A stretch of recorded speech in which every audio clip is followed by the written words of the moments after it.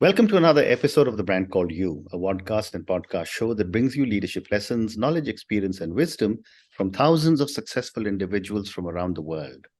I'm your host, Ashutosh Garg, and today I'm delighted to welcome a very accomplished professional from Cambridge, UK, Cindy Forde. Cindy, welcome to the show. Oh, well, thanks very much, Ashutosh. It's such a pleasure to be with you today. Cindy is the founder of Planetary. She's an author and she's a speaker. So, Cindy, let me start by asking you that, you state your career has been dedicated to transforming how you understand and act as human beings toward Earth, the living system that sustains us. Help me a little bit about your journey and give me a couple of examples.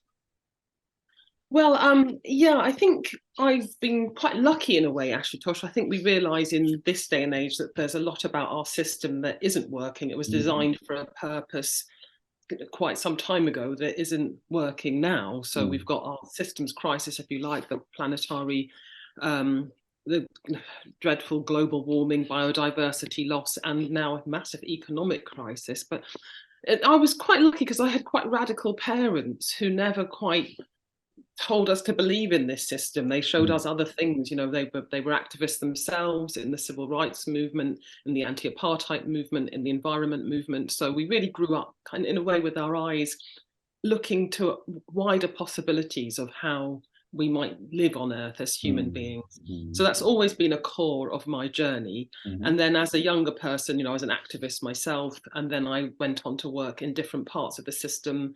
For example, at the rise of corporate social responsibility, I was very lucky in the UK at that time to be one of the early founders of originators of a communication company that looked at CSR. I worked in the SRI industry, that's working in the finance sector on socially responsible investment, which has now been called environment ESG. So, and I ran the Blue Marine Foundation, which is a global oceans conservation organization. I also ran the Cambridge Science Centre, which tries to take science and discovery to very young children. So there's quite a lot of quite deliberately looking at ways that we can try to make our world a better, I think probably a better place is the wrong term, but trying to shift really how we think as human beings so that we can live within the limits of the planetary boundaries, which I think is what we now, what we're now engaged in working out how to do if we're going to be successful as a species. Very interesting. And what are the different areas that the Earth faces as challenges that you are addressing? Well, as I said, I've looked at the financial system, which is in my days working in the SRI funds, I ran the Blue Marine Foundation, which is the global oceans conservation organization, because obviously 70% of our Earth is water and is ocean, and oceans do the biggest job really in carbon sequestering and creating oxygen for us. But you're quite right, that's a very good question, Ashutosh, because these are fragmented things in a way. Unless we can come together and create this understanding of how this works as a whole, then we might have individual solutions, but we really do need this joined up, coordinated answer. So for me, probably the most interesting challenge is how do we raise a generation of human beings that think differently? So instead of sticking the plasters on the disasters that are happening now, we have humans that are enabled to understand how Earth works as an interconnected system, and who are the innovators and entrepreneurs of whatever it is, whether they're astrophysicists or hairdressers or chemists, as entrepreneurs in the pharmaceutical era, as you yourself were. They know how to do this kind of work in a way that doesn't tip Earth's planetary boundaries into the disastrous trajectories we're in now. So that's why I focused on education, trying to create education systems that enable children to be eco-literate from the word go, but in a very positive way. So the focus is on transformation. We know we're in a tight spot, but we have the solutions to get out of it. What are they? How do we apply them so that we can build this brighter world? You also do a lot of work on climate change, isn't it? Well, I work on climate change in that I need to understand it so that we know how to combat it in the education materials that I create, in the books that I write. And latterly, I founded or co-founded a company called Kando, which is an app. It's an app which will enable people to get paid to work for Earth. So then we look at for jobs. You can sign up just like Uber. It's like Uber for climate. It's launching in April. So you can sign up on this platform and you can look for jobs in your area and you get paid for them. And now those jobs will be primarily ones that enable mitigation of climate change. So for my viewers and listeners, would you be able to talk a little bit about the impact of climate change on food, health, and our planet? Well, I think it's probably, I'm very happy to do that, but I think I probably sort of look at it the other way round. It's our current systems that are causing the climate change. So in the children's book that I wrote, which is published in October, it's called Bright New World. It looks at the wonderful world we can have if we did everything. All the solutions are here now, Ashutosh. It's really how we think and how we enable ourselves to apply them. That's the barrier. So the book opens, it looks at the key pressures on our system at the moment, which are things like food, transport, energy, how we treat our carbon sinks, our oceans, our rainforests, how we educate women, girls, how we think very much as well, and as well as our economic system. So it looks at these areas and it looks at these are now the problems, but this is how they could be transformed into solutions. So each of those areas looks at, why is our industrial food system causing such impact? Why is it causing climate change? That's primarily because it has, I won't take up the whole time speaking about that because in some ways they're quite complex issues, but the food system, for example, there's so much land use that is now used for agriculture, primarily for meat production in the rainforest, the Amazon rainforest. So huge tracts of that are being raised so that that you can produce the soy to feed the cattle, or that you can produce, and after the soy plantation, sometimes they're used for grazing the cattle. So I think I don't quite have all the, I can tell you that 96% of all mammalian life, excluding humans, is food, are animals that are raised to eat. So that only 4% of animals left now on Earth, mammals, are wild animals. So that's a totally and utterly unsustainable balance. And in order to feed that many animals for us to eat, we have to dedicate, I think it's about, I don't know, misquote the statistics, but it's over 50% of the habitable land on Earth has to be dedicated to that kind of food. So the imbalances are massive and they're not sustainable, and yet there are incredibly workable solutions to enable us to feed everybody on Earth very well. But it does require a massive rethink of how we of the industrial food system, which is devastating us. It might be providing some of us with something to eat now, but it's going to starve us all in the future. Absolutely. And continuing with your book, The Bright New World, since it's addressed to children and you've already released the book, what has been the response from a lot of the children and their parents? Well, so far we've had a really wonderful response. I'm extremely grateful for that. I deliberately wrote, obviously I love children, I love working with children, but when you work with children, you do speak to families, their parents, families, schools. It's gone into schools. It's gone fantastic projects evolving around it. Whereas whole school groups in the areas are aligning to do projects around the themes of the book. So that's exactly what I intended it to be, something that can take on a life of its own, really, to present this vision for a bright new world to our wider community and invite them to be people that can get involved and can be part of co-creating it, rather than just being a static thing that sits there, you read it, that's nice, move on, but to actually engage and to be part of creating the kind of world. It's a blueprint, if you like, for the world that we can have. And we get that blueprint if everybody rolls up their sleeves and takes a part in co-creating it. So well said. And, I was speaking to somebody else the other day, and they said that every child today is an activist for climate change. It's almost as if it's gone into their DNA on how important it is to protect the earth that they've come into now. Yeah, thanks, Ashutosh. That's really encouraging. I do agree with you. Children are born eco-literate. They get it. There's enough information out there now for it to make sense. I think what they instinctively feel, they know they're right, and there's enough information for them to know that they can do something about it. What I think does need to change, though, is that more of that needs to be built into our education system. I think we still have a curriculum that was based on the world as it was rather than the world as it is now. And a lot of young people are very frustrated that they have to be taught to test, if you like. They have to pass these exams which were set to give them the qualifications that they needed, as I say, for the world 20, 30 years ago, and not for the world that they're going to step out in now. For example, you've just said that they're entrepreneurs. They've got this will to fix Earth, so they need to be educated in a way that enables them to understand, what the key problems are and how they can be part of the large scale solutions and move into these regenerative jobs, of which there are many and more emerging. Yeah, well said. The other thing that's very interesting is that in the 90s, I used to live in Singapore as well. And since you've lived there, Prime Minister Mahathir of Malaysia actually said in Brazil that the developed world used all their natural resources to develop their economies. And now when we want to use our rainforest, they tell us not to do so. Yeah. Has climate change become a victim of politics?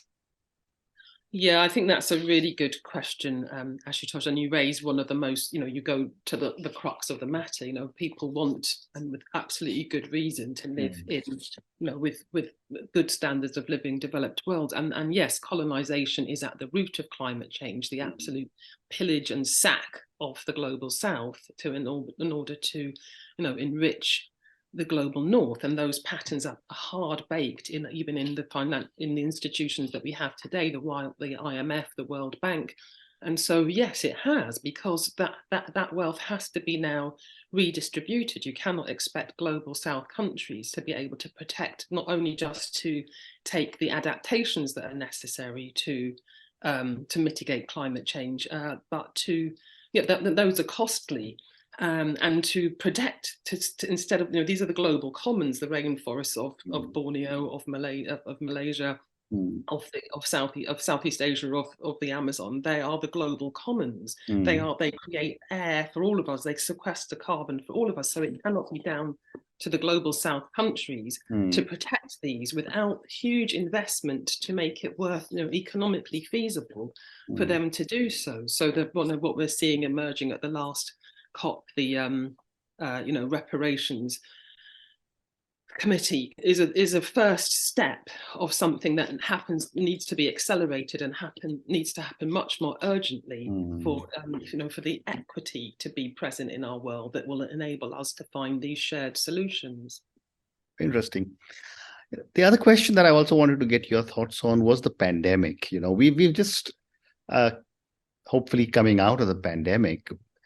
But over a 3-year period, it is said that a lot of nature managed to heal herself. I mean, in India, suddenly we started to see mountain ranges that were 200 kilometers away. We started to see deer walking around in the Scandinavian cities. We saw penguins strolling around in parts of South Africa. We saw bears coming out in the cities in Canada. What are your thoughts on the pandemic and human beings giving a chance for Mother Nature to heal herself? Yeah, that's another lovely question, Ashutosh. I mean, Earth, the good news is that Earth does regenerate. Oceans actually regenerate the fastest of all. I think within 30 years, you can, regenerate whole marine ecosystems. Even the rainforest, you can get reforestation. I think within 50 to 80, you don't get the full biodiversity back, but you do get the canopy. So yes, it can. That was. I hope that would seen as something hugely encouraging to us all, that we can. It's not. It's not. It shows that it is entirely possible for Earth to regenerate, and if we halt the damage now, then we can move to this phase of regeneration. What does need to change, though, is our relationship. Back to your statement about my work with Earth, we need to stop viewing Earth as this mound, if you like, or dead lump of raw materials, and actually understand ourselves as part of this ecosystem. This is our external life support system, in the same way that our hearts, our lungs, our kidneys keep us alive inside. Our natural world is our external life support system. And if we see it that way, then we'd be far less likely to damage and destroy it. So we need to find those ways of living in balance with our natural world, which means leaving much more of our world to natural spaces, so they can provide these essential services that keep us all alive, really. There's also another discussion that's going on how can technology change or support climate change? Well, I think human beings are an absolutely incredible species. We're really amazing, a truly amazing species, and we create brilliant things. I think sometimes, though, we're like a child with a new toy, and we play with these things, and the sophistication of what we've created, from an iPhone, more computing power in your hand than sent a person to the moon in the 1960s. It's just incredible. So I think there's a kind of growing up phase, which I like to think that we're in, that we use our brilliant technology instead of to do the rather, some of these things can be fun, but they're often quite basic, superficial, and quite, I hate to use the word, but often quite inane things, to do things that are really transformational. The tech is brilliant, but again, it comes down to the mindset. We have this incredible technology, but at the moment, our mindset is not quite there, that we turn it into, we use it to help us, we use it to monetize, to make lots of money, to keep people hooked on these quite kind of sometimes pernicious loops, the social media, which can be very powerful, but it can also be quite hurtful and harmful. So it's understanding that we have this powerful tool, but it doesn't matter how powerful the tool is unless we have the mindset to know how to deploy it differently. And there are some incredible solutions that tech would enable us to do. Fascinating. To be part of. Yeah. Fascinating. Thank you for the great response. Cindy, you have time for 2 more questions. My next question is, and this is for a lot of people who are listening to us, how can each one of us make ourselves more accountable to one another when it comes to climate change? Yeah, that's a lovely question, Ashutosh. I mean, I think we are all part of an interconnected system. Every single one of us is very important, matters, and what we do as an individual has an effect on the whole. So I think that, really honor yourself and know that you can. Some people think, oh, I can't, I'm just too small, I'm just this little insignificant person, I can't make. But we are all individual, unique, and important. And the tiny steps that we do, if you put those all together, then we can make a big difference. That's part of what Kando is about, the app that we're developing. You take these small actions, they can be changes in your personal habits, just like deciding you're going to eat meat a little bit less each week, or you're going to buy secondhand clothes, or just a small action. Or it could be you decide to sign up for one of our jobs and you go out and you help to plant some mangroves, or you help to plant some trees. But when you take those actions, you see how the aggregate of those has an impact. So from all the people in New Delhi who did this one thing today, you can look at a regional map and see, oh my God, there were actually 50,000 of us in New Delhi that did this today. And look, if you look at the world map, you can see this is how many of us in the world took action today. And then that shows you how that has affected the planetary boundaries. If everybody said, oh, I know it's not going to, I can't make a difference, then you wouldn't have any of that that global impact. So I hope that the way that we're designing that app will really enable people to see how important they are, and how each little, even if they don't manage to do it every day, so you managed it once a week, that's good. That's enough. And then when you see the effect that this is happening, then you can hopefully be inspired to do it twice a week, and then 3 times a week, and gradually make a shift. And these things become habitual, like cleaning your teeth, really. Yeah. Bite-sized milestones, isn't it? So absolutely, yeah. And my last question to you, Cindy, and this is for all our viewers and listeners, based on your understanding of climate change and all the work that you're doing with Planetary, and that you will be doing with the Kando app, what would you say are 3 lessons or 3 messages you would want our viewers and listeners to take away from our conversation? Oh, well, thank you very much. I would say believe in yourself, that you can make a difference. It's very important to collaborate. So, reach out, be part and be active in your local community. And thirdly, I would say, believe that we can do it. Have hope. This is a huge opportunity for humans to transform our world into something that's actually better than we've had before. So believe it's possible and take that chance. Well said. Well said. And on that note, Cindy, and your 3 amazing messages or lessons: believe in yourself. Second, you said is collaborate. And third one, you said is believe we can do it. Thank you so much for speaking to me about your journey with climate change. Thank you for talking to me about Planetary. Thank you for speaking to me about your book, Bright New World. I'm going to ask all our viewers and listeners to go and check out Cindy Forde's book, Bright New World. I will go and do the same. And thank you for speaking to me about your Kando app. Thank you again, and good luck. It's been such a pleasure to be with you all. Thanks so much, Ashutosh. Thank you. Thank you for listening to the Brand Called You videocast and podcast, a platform that brings you knowledge, experience, and wisdom of hundreds of successful individuals from around the world. Do visit our website, www.tbcy.in, to watch and listen to the stories of many more individuals. You can also follow us on YouTube, Facebook, Instagram, and Twitter. Just search for the Brand Called You.